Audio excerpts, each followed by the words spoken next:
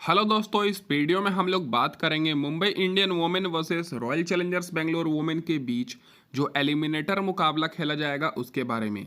और दोस्तों दोनों टीम्स के स्टैट्स के ऊपर पूरी डिटेल एनालिसिस करेंगे और स्मॉल लीग और ग्रैंड लीग की टीम कॉम्बिनेशन भी जानेंगे दोस्तों। और खास करके ये भी एनालिसिस करेंगे जब दोनों टीम्स आमने सामने खेलती है एक दूसरे टीम के खिलाफ तो कौन से प्लेयर ऐसे रहते हैं जो कि अच्छा परफॉर्मेंस करते हैं जिसके आधार पर कैप्टन वाइस कैप्टन सेलेक्ट करने में आसानी हो। तो दोस्तों गौर कीजिएगा, ये जो मुकाबला है 15 मार्च को खेला जाएगा शाम में 7:30 बजे से। और ग्राउंड की बात करें तो अरुण जेटली स्टेडियम दिल्ली में यह मुकाबला खेला जाएगा। तो दोस्तों डायरेक्ट बात कर लेते हैं इस ग्राउंड की पिच रिपोर्ट के ऊपर। तो ये जो पिच रिपोर्ट है दोस्तों इसी सीजन का पिच रिपोर्ट है। अभी तक दोस्तों इस सीजन में जो वुमेन्स प्रीमियर लीग का जो सीजन चल रहा है 9 मुकाबले हुए हैं दोस्तों इस ग्राउंड पर, जिसमें से पहले बैटिंग करने वाली टीम 6 मुकाबले जीती है और चेस करने वाली टीम दोस्तों 3 मुकाबले ही जीतने पाई है। तो यहाँ पर दोस्तों जो भी टीम टॉस जीतेगी दोस्तों यहाँ पर पहले बैटिंग जरूर करेगी। हाईएस्ट स्कोर की बात करें तो गुजरात का इस ग्राउंड पर हाईएस्ट स्कोर है। गुजरात वुमेन का 199 रन का इसी सीजन का एवरेज स्कोर 160 के आसपास देखने को मिलेगा। Lowest score Mumbai Indian women का है दोस्तों, जो कि 113 रन पर ऑल आउट हो गए थे, जो कि इनका पिछला ही मुकाबला है दोस्तों रॉयल चैलेंजर्स बेंगलोर के खिलाफ, आप सभी को याद होगा। स्कोरिंग पैटर्न दोस्तों यहाँ पर देखा जाए तो 150 के नीचे 3 बार स्कोर बना है, 150 और 170 के बीच में 2 बार, 170 और 190 के बीच में 1 बार और 190 के ऊपर भी यहाँ पर 3 बार स्कोर जा चुका है।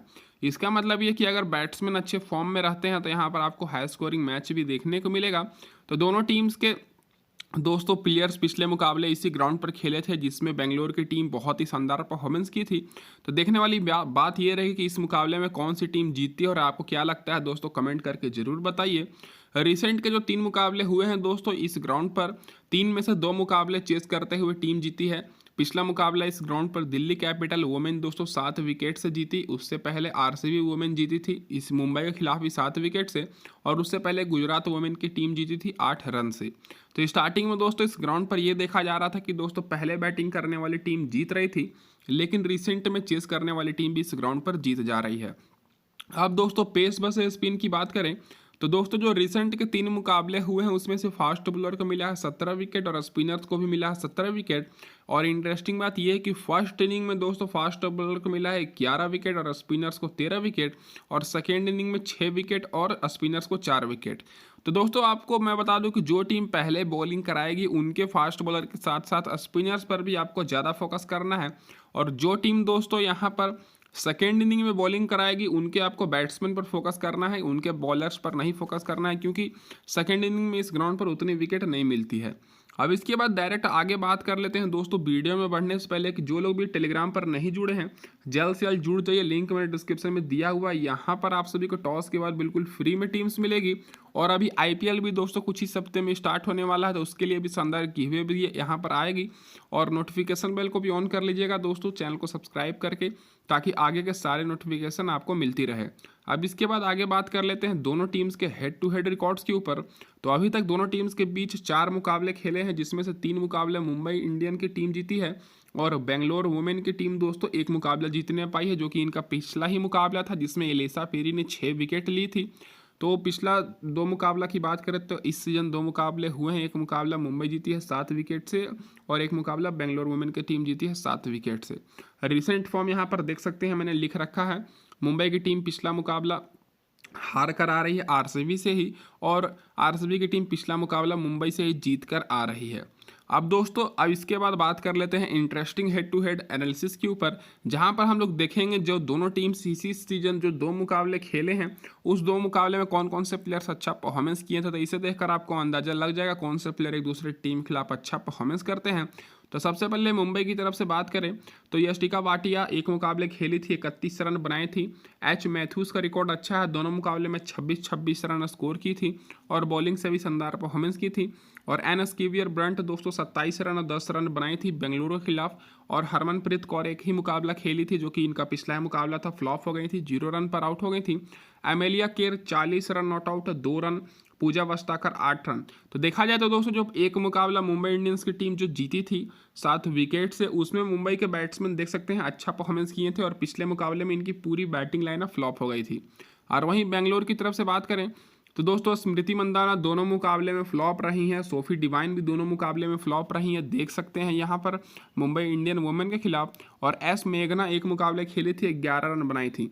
तो यहाँ पर आप सभी को ज़्यादा फोकस करना है एलिसा पेरी पर, जो कि 44 रन नॉट आउट पहले मुकाबले में बनाई थी और 40 रन नॉट आउट पिछले मुकाबले में मुंबई इंडियन के खिलाफ। तो इस मुकाबले के लिए भी एलिसा पेरी आप लोग के लिए इंपॉर्टेंट रहेंगी, और ऋचा घोष भी, क्योंकि इनका भी रिकॉर्ड दोस्तों देख सकते हैं हेड टू हेड में बहुत ही बेहतरीन है। तो मुंबई की तरफ से आपको ज़्यादा फोकस करना है एच मैथ्यूज पर, एनएस कीवियर ब्रंट पर और एमेलिया केर पर, और बेंगलोर की तरफ से एलिसा पेरी और ऋचा घोष के ऊपर आपको ज़्यादा फोकस करना है, जो कि बेहतरीन है।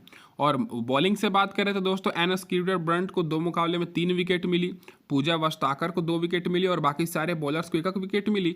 और बेंगलोर की तरफ से बात करें तो एलिसा पेरी को 6 विकेट मिली 2 मुकाबले में, सोफी डिवाइन को 2 विकेट मिली, श्रेयंका पाटिल को 2 विकेट मिली और बाकी सारे बॉलर्स को 1 विकेट मिली। तो बॉलिंग में आपको ज़्यादा फोकस करना है एनएस कीवियर ब्रंट पर, पूजा वस्ताकर पर, और बेंगलोर की तरफ से एलिसा पेरी, सोफी डिवाइन और श्रेयांकी पाटिल पर।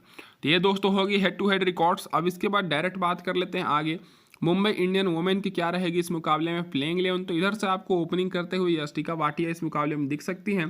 पिछले मुकाबले में हरमनप्रीत कौर ने बताया था कि ये अच्छी इनका तबीयत नहीं था, तो हो सके इस मुकाबले में खेल जाएं। अगर नहीं खेलेंगी तो पिछला मुकाबला की तरह ही प्लेइंग 11 रहेगा। फिर दूसरे नंबर पर एच मैथ्यूज रहेंगी, फिर एनएस कीवियर ब्रंट, फिर हरमनप्रीत कौर, एमेलिया केर, अमनजोत कौर, पूजा वस्ताकर, एस साजना और यहाँ पर एच काजी और यहाँ पर शबनम इस्माइल और सीका इसाकी। तो ये दोस्तों रहेगी प्लेइंग 11 मुंबई इंडियन वुमेन की। अब इसके बाद डायरेक्ट बात कर लेते हैं इन सारे प्लेयर्स के रिसेंट परफॉर्मेंस के ऊपर। तो सबसे पहले यहाँ पर बात कर लेते हैं दोस्तों ओपनर्स की।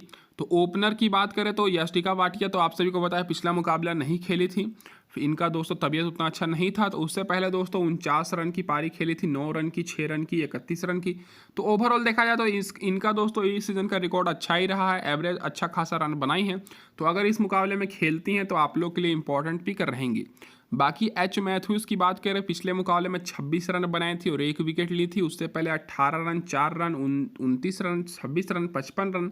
तो दोस्तों एच मैथ्यूज का रिकॉर्ड बहुत ही बेहतरीन है, तो इनको आपको अपनी टीम में रखना है। पिछले मुकाबले में बैटिंग और बॉलिंग दोनों की थी और ओपनिंग आती है। और एनएस कीवियर ब्रंट की बात करें तो इनका भी रिकॉर्ड बहुत ही बेहतरीन है। पिछले मुकाबले में विकेट तो मिला था लेकिन पारी को लंबी नहीं करने पाई थी, लेकिन रिसेंट में 45 रन 2 विकेट की पारी खेल चुकी हैं, 27 रन 2 विकेट की पारी।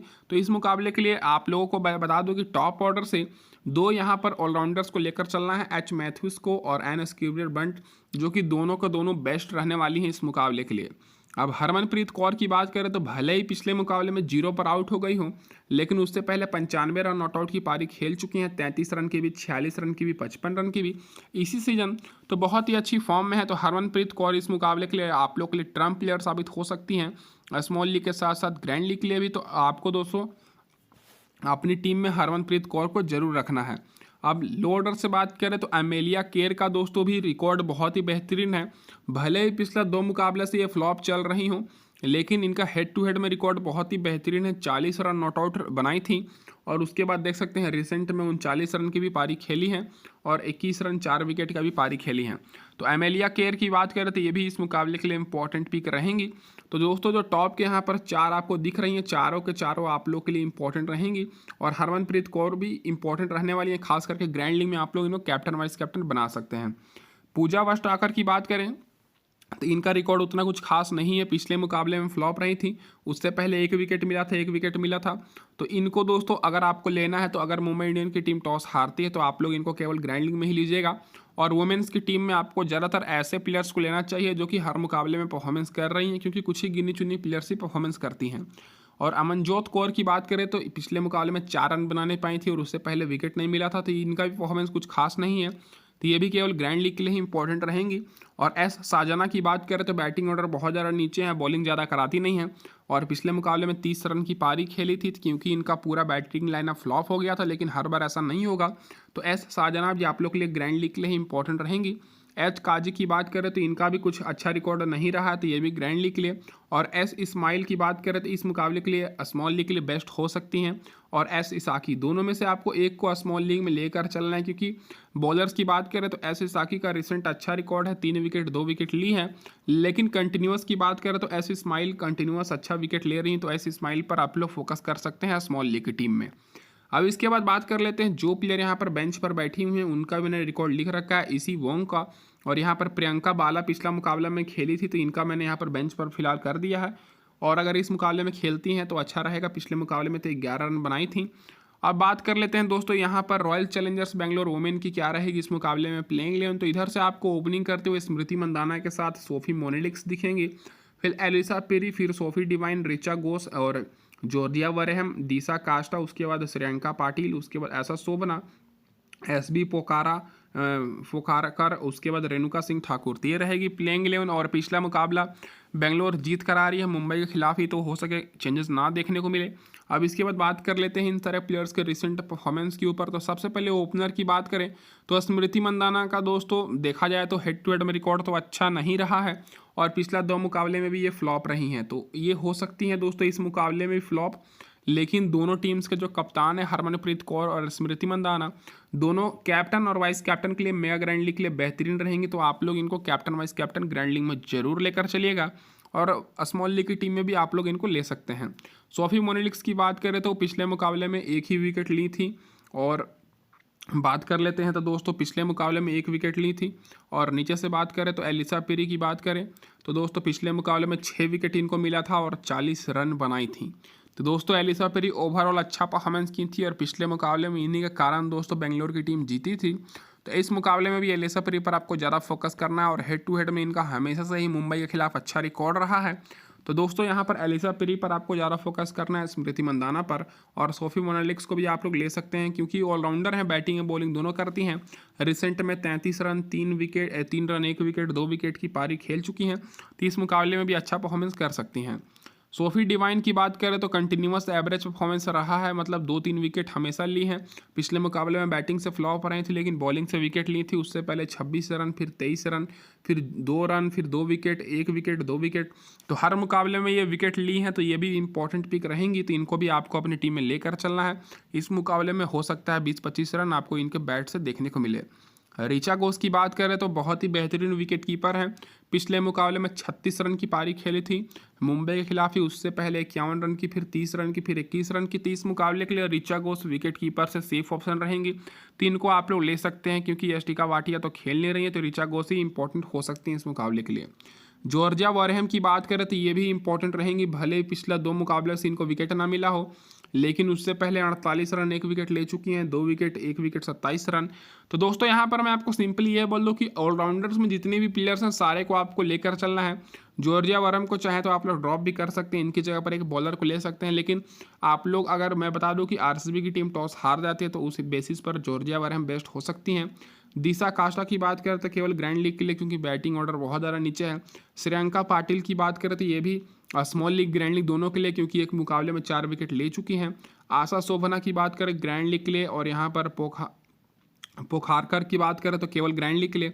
और रेणुका सिंह की बात करें तो ये भी केवल ग्रैंड लीग के लिए क्योंकि रिसेंट के 6 मुकाबले में इनको 1 भी विकेट नहीं मिला है, तो रेणुका सिंह भी केवल ग्रैंड लीग के लिए इंपॉर्टेंट रहेंगी। आपको ज़्यादातर टॉप ऑर्डर के प्लेयर्स पर फोकस करना है जो कि ऑलराउंडर्स हैं। अब इसके बाद बात कर लेते हैं यहाँ पर, तो देख सकते हैं जो प्लेयर यहाँ पर बेंच पर बैठे हुए हैं उनका भी मैंने सारा का रिकॉर्ड लिख रखा है जो कि आप लोग देख सकते हैं। कम ही चांसेस है कि दोस्तों यहाँ पर चेंजेस आपको देखने को मिलेगा बेंगलोर वुमेन की तरफ से। ये तो होगी दोस्तों यहाँ पर हमारी पूरी डिटेल एनालिसिस। अब हम लोग बात कर लेते हैं टीम कॉम्बिनेशन के ऊपर। अब बात कर लेते हैं दोस्तों यहाँ पर टीम कॉम्बिनेशन के ऊपर। तो सबसे पहले विकेट कीपिंग सेक्शन से देखा जाए तो यहाँ पर आपको 2 ऑप्शन देखने को मिलेंगे, रिचा घोष और यहाँ पर पी बाला की बात करें तो बैटिंग ऑर्डर बहुत ज़्यादा नीचे है और पिछले मुकाबले में 11 रन ही मात्र बनाने पाई थी। तो हो सकता है इस मुकाबले में यष्टिका वाटिया आपको खेलते हुए दिख जाए, अगर फिट होती हैं तो फिर दोस्तों हम लोग इनको लेकर चलेंगे। फिलहाल के लिए रिचा घोष इंपॉर्टेंट पिक रहेंगी क्योंकि रिसेंट में बहुत ही बेहतरीन परफॉर्मेंस इनका दिखा है। बैटिंग सेक्शन से दोस्तों यहाँ पर आपको ज़्यादातर बैट्समैन मतलब उतने ज़्यादा फॉर्म में नहीं दिखेंगे, तो यहाँ पर दोनों टीम्स की तरफ से कैप्टन को ही लेकर चलेंगे दोस्तों। स्मृति मंदाना और हरमनप्रीत कौर का, दोनों टीम्स के जो कप्तान है एक दूसरे टीम के खिलाफ इनका उतना अच्छा रिकॉर्ड रहा नहीं है लेकिन रिसेंट फॉर्म बेहतरीन है, इसीलिए इनको मैंने लिया हुआ है। और बड़े मैच में दोस्तों जो बड़े बड़े एक्सपीरियंस वाले प्लेयर्स रहते हैं वो ज़्यादातर अच्छे परफॉर्मेंस करते हैं, तो हो सके इस मुकाबले में अच्छा परफॉर्मेंस कर जाएं। और जैसा कि मैंने आपको बताया एनालिसिस में कि इस मुकाबले के लिए ग्रैंड लीग के लिए कैप्टन वाइस कैप्टन के लिए भी इंपॉर्टेंट पिक रहने वाली हैं। अब इसके बाद ऑलराउंडर से बात करें तो यहाँ पर आपको बेहतरीन ऑलराउंडर्स देखने को मिलेंगे और कोशिश आपको यही करना है कि ऑलराउंडर्स पर ज़्यादा फोकस करना है, क्योंकि ऑलराउंडर्स ऐसे होते हैं जो बैटिंग में भी आपको पॉइंट देंगे और अगर बैटिंग में फ्लॉप हो जाते हैं तो बॉलिंग में जरूर से जरूर पॉइंट देकर जाते हैं। तो यहाँ पर एलिसा पेरी को मैं लेकर चलूँगा जो कि पिछले मुकाबले में मैन ऑफ द मैच थी, फिर एन स्कीवर ब्रंट, फिर एमेलिया केर, एच मैथ्यूज जो कि ओपनिंग करेंगी मुंबई की तरफ से, सोफी डेवाइन और यहाँ पर सोफी मोनिलिक्स को मैं लेकर चल रहा हूँ। तो दोनों टीम्स की तरफ से मैं 3 ऑलराउंडर्स को मैं लिया हूँ और ऑलराउंडर्स पर मैं ज़्यादा फोकस कर रहा हूँ, देख सकते हैं। और यहाँ पर जॉर्जिया वॉरहम को मैं फिलहाल नहीं ले रहा हूँ क्योंकि पिछला 2 मुकाबले में ना ही बैटिंग से कुछ की है ना ही बॉलिंग से।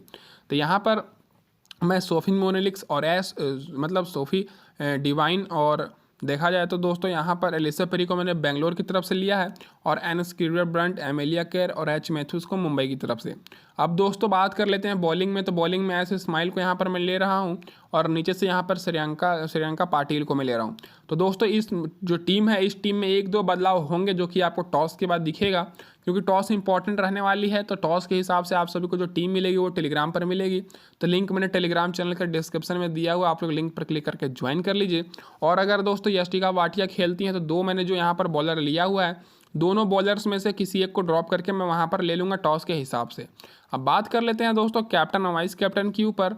तो दोस्तों कैप्टन के लिए मेरे हिसाब से एलिसा पेरी बेस्ट ऑप्शन रहेंगी और वाइस कैप्टन में फिलहाल के लिए यहाँ पर एच मैथ्यूज को लेकर चल रहा हूँ। वाइस कैप्टन मैं चेंज कर सकता हूँ टॉस के हिसाब से, तो आप लोग टेलीग्राम पर जुड़ जाइए।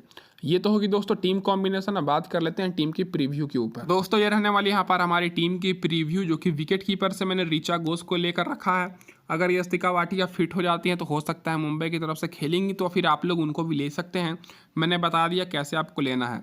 आप लोग दोनों बॉलर्स में से एक बॉलर को ड्रॉप करके आप लोग यहाँ पर यस्तिका वाटिया को ले सकते हैं।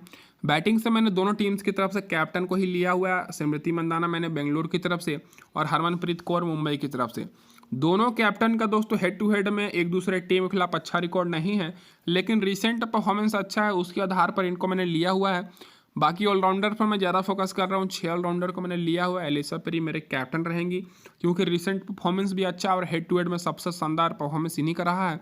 और एच मैथ्यूज को मैं यहाँ पर फिलहाल के लिए वाइस कैप्टन कर रहा हूँ।